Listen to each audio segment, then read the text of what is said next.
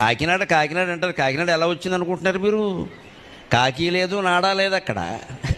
బే కాకినాడలో 18 ఏళ్ళు ఉన్న వ్యక్తిగా చెబుతున్నా, కాకి లేదు, నాడా లేదు. కాకి ఎవడు నాడా కొట్టలేదు అక్కడ. కోకనదం అని ఏదో ఏం లేవు. పెండాల చెరువులో అన్ని పెండాలే ఉన్నాయి, ఎర్ర కలువలు ఏం లేవు. నేను చూసే వచ్చాను అక్కడ. కోకనదం పేరు మీద కూడా రాలా. వాస్తవం ఏమిటంటే కాకినాడ సముద్ర తీరం, ఓడరేవుల్లో బ్రిటిష్ వాళ్ళు వచ్చినప్పుడు బందరు, కాకినాడ ఇవన్నీ ప్రధానంగా ఉన్నాయి వాళ్ళ ఓడలు రావడానికి. అప్పుడు విమానాలు లేవు, ఓడలే కదా. ఈ కాకినాడ తీరం ఎలా ఉంది అంటే కెనడాతో సమానంగా ఉంది.